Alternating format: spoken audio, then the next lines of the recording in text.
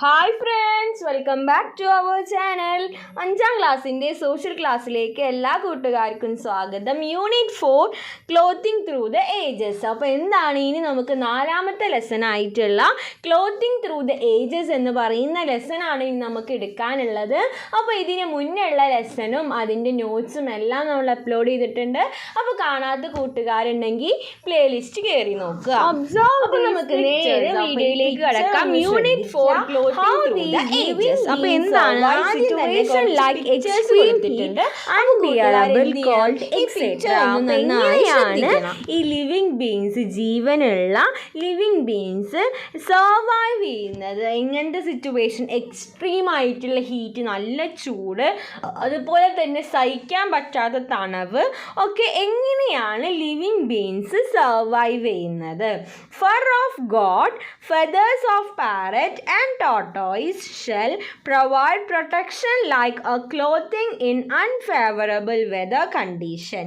അപ്പോൾ എന്താണ് ഈ ഗോട്ടിൻ്റെ മേലുണ്ടാവുന്ന ആ രോമില്ല, ആ ഫറ്, അതുപോലെ തന്നെ ഈ പാരറ്റിൻ്റെ ഫെദേഴ്സ്, അതുപോലെ തന്നെ ടോട്ടോയിസ്, ആമയുടെ എന്താണ് ഷെല്ല് ഒക്കെ ഒരു പ്രൊട്ടക്ഷൻ കൊടുക്കും, ഒരു ക്ലോത്ത് എന്ന പോലെ. ഈ അൺബിയറബിൾ ആയിട്ടുള്ള, അതായത് ഈ എക്സ്ട്രീം ആയിട്ടുള്ള തണവും നല്ല അതിശക്തമായ തണവും അതിശക്തമായ ചൂടൊക്കെ ഉണ്ടാകുമ്പോൾ ഈ പറഞ്ഞ സാധനങ്ങളൊക്കെ എന്ത് കൊടുക്കും? ഒരു പ്രൊട്ടക്ഷൻ കൊടുക്കും. Have you ever thought about the way in which humans face such situation? അപ്പോൾ ഹ്യൂമൻസ് എങ്ങനെയാണ് ഇങ്ങനത്തെ സിറ്റുവേഷൻസ് ഫേസ് ചെയ്യുന്നത് നോക്കി നോക്കാം. The clothing needed for humans had to be shaped with the materials available in nature. അപ്പോൾ എന്താണ് ഈ മനുഷ്യന്മാർക്ക്, അതായത് ഈ ഹ്യൂമൻ ബീങ്സിന് ആവശ്യമായിട്ടുള്ള ക്ലോത്ത്സ് എന്ത് ചെയ്യും? ഈ നാച്ചുറൽ അവൈലബിൾ ആയിട്ടുള്ള സാധനങ്ങൾ വെച്ചിട്ട് ഉണ്ടാക്കും. അപ്പോൾ അതൊരു മെത്തേഡാണ്. ബാക്കി 2 നമ്മൾ എഴുതണം. അപ്പോൾ നമുക്ക് എന്തൊക്കെ എഴുതാം?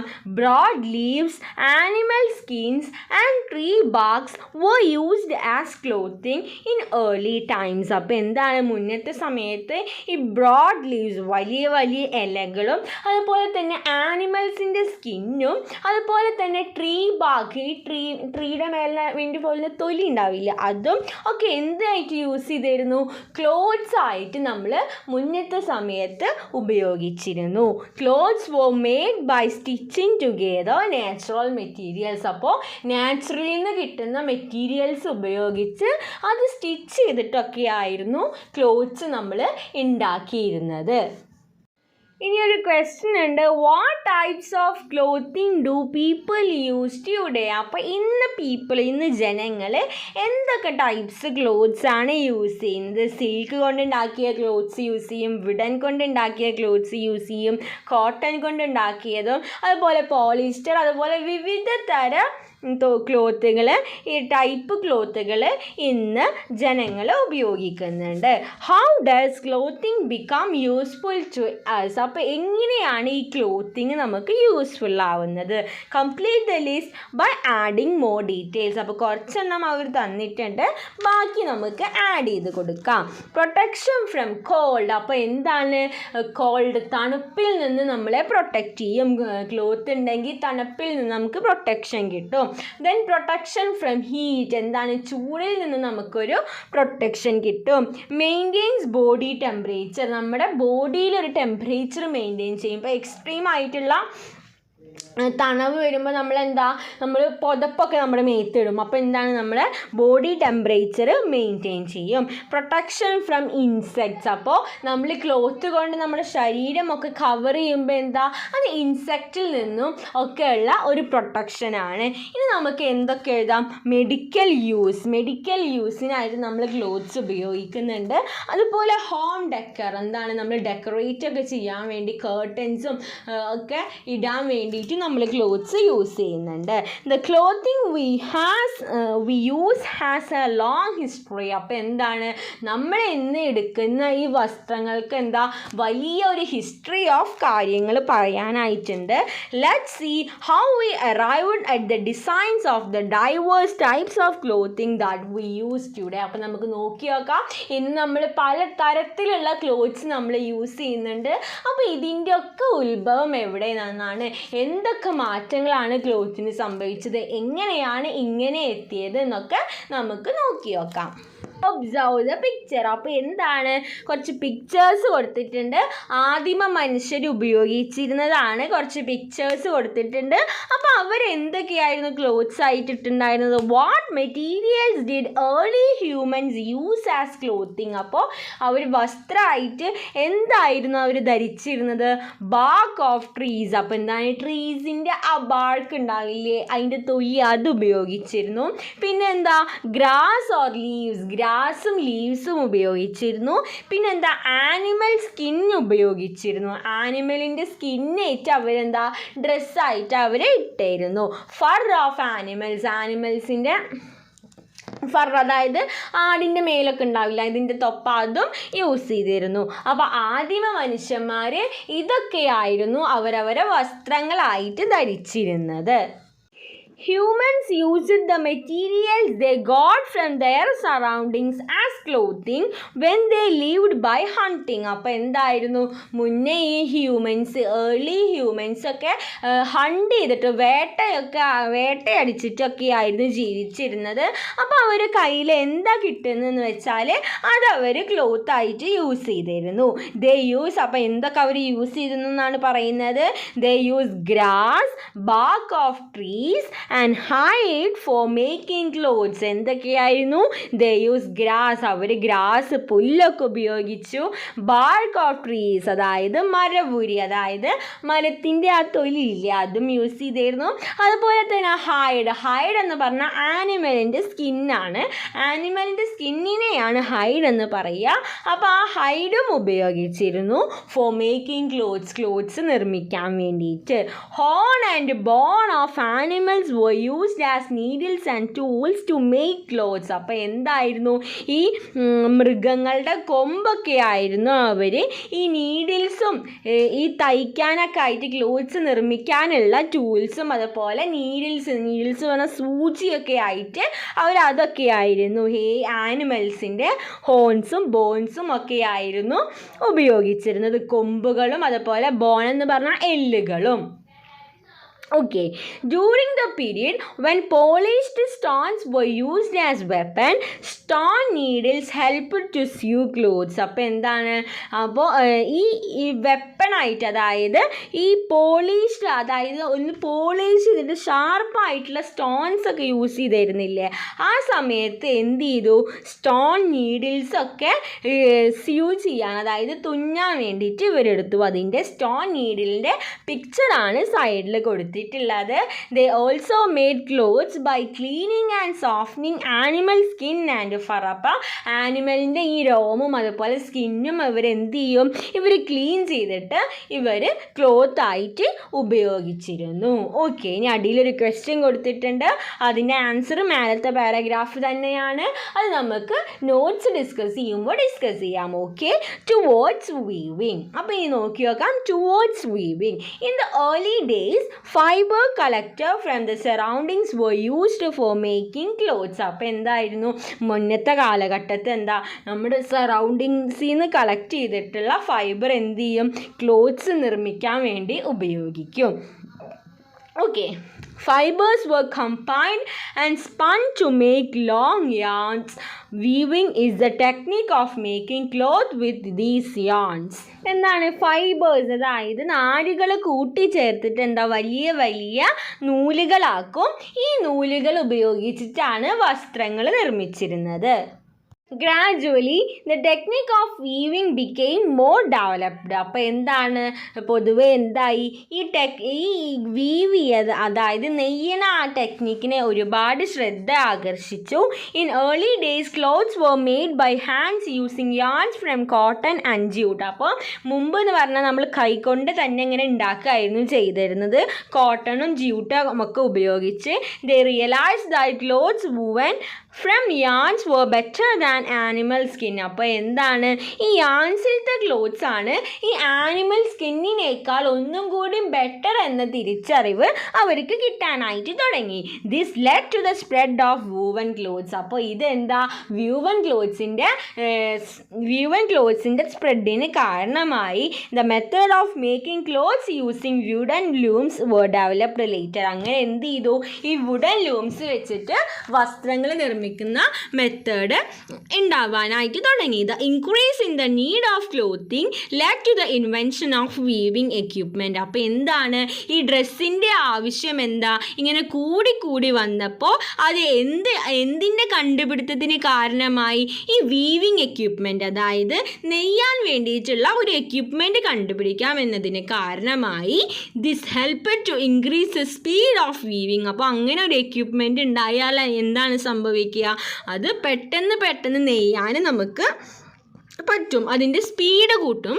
Handloom clothes are clothes woven on handloom using yarns. നൂലുപയോഗിച്ചിട്ട് കൈത്തറിയിൽ നെയ്യുന്ന തുണികളെയാണ് നമ്മൾ കൈത്തറി തുണികൾ എന്ന് പറയുന്നത്. അപ്പോൾ പിന്നീട് കൈത്തറി തുണികളാണ് ഉണ്ടാക്കാനായിട്ട് തുടങ്ങിയത്. ഓക്കെ, അപ്പോൾ അതാണ് ആനിമൽ സ്കിന്നിൽ നിന്ന് നമ്മൾ ഉണ്ടാക്കുന്ന തുണികളെക്കാൾ ഒന്നും കൂടി നല്ലത് എന്ന് ഇവർക്ക് മനസ്സിലായി. പിന്നീട് ഇവർ ഈ തുണികളാണ് ഉണ്ടാക്കാനായിട്ട് തുടങ്ങിയത്. പിന്നെ ഇതിൻ്റെ മേലെയുള്ള clothing in the Indus valley എന്ന് പറയുന്ന ആ പോർഷൻ ഉണ്ടല്ലോ, അത് എക്സ്റ്റെൻഡഡ് റീഡിംഗ് ആണ്, നമുക്ക് എക്സാമിന് ചോദിക്കില്ല. അപ്പോൾ കൂട്ടുകാർ സമയം കിട്ടുന്നതനുസരിച്ചിട്ട് ഇങ്ങനത്തെ ബോക്സൊക്കെ ഒന്ന് വായിച്ചു നോക്കി വിട്ടാൽ മതി. ഓക്കെ, ഇനി അടുത്തത് the invention of handloom was a break through in the field of clothes manufacturing. Clothes were coloured with a dye made from indigo plant. The technique of weaving become more popular over the years. അപ്പോൾ എന്താണ് the invention of ഹാൻഡ്ലൂമിൻ്റെ invention എന്ന് പറയുന്നത് ഈ ക്ലോത്തിൽ പുതിയ ഓരോ മാറ്റങ്ങൾ ഉണ്ടാക്കി. ക്ലോത്ത്സ് ഇൻഡിഗോ പ്ലാന്റ് വെച്ച് കളർ ചെയ്തു. അങ്ങനെ the technique of weaving become more popular over the years. പിന്നെ ഈ ടെക്നിക്ക് പോപ്പുലറായി, എല്ലാ ജനങ്ങളും ഇതിങ്ങനെ ആവർത്തിക്കാനായിട്ട് തുടങ്ങി. അപ്പോൾ പിക്ചറിൽ ആൻ ഏർലി സ്പിന്നിങ് മെഷീനും അതുപോലെ ഹാൻഡ്ലൂമിൻ്റെയും പിക്ചറാണ് കൊടുത്തിട്ടുള്ളത്. ഇനി താഴെയുള്ളത് എക്സ്റ്റെൻഡഡ് റീഡിംഗ് ആണ്. അപ്പോൾ അത് കൂട്ടുകാർ ജസ്റ്റ് ടൈം കിട്ടുമ്പോൾ വായിച്ചു നോക്കുക. There are many handloom centers in Kerala too. അപ്പോൾ കേരളത്തിലും ഒരുപാട് ഹാൻഡ്ലൂം സെൻറ്റേഴ്സ് ഉണ്ട്. Balaramapuram in Thiruvananthapuram district, Kuthampully in Thrissur district and Kannur are major handloom centres. അപ്പോൾ കേരളത്തിലെ മേജർ ആയിട്ടുള്ള സെൻറ്റേഴ്സ് ഏതൊക്കെയാണെന്ന് പറയുന്നത് ബാലരാമപുരം, തിരുവനന്തപുരം ജില്ലയിലെ ബാലരാമപുരം, അതുപോലെ തന്നെ തൃശ്ശൂർ ജില്ലയിലെ കുത്താംപുള്ളി, അതുപോലെ കണ്ണൂരൊക്കെയാണ് മേജർ ആയിട്ടുള്ള ഹാൻഡ്ലൂം സെൻറ്റേഴ്സ് വരുന്നത്. ഇനി ഹാൻഡ്ലൂം ക്ലോത്തിങ്ങിൻ്റെ പിക്ചർ കൊടുത്തിട്ടുണ്ട്.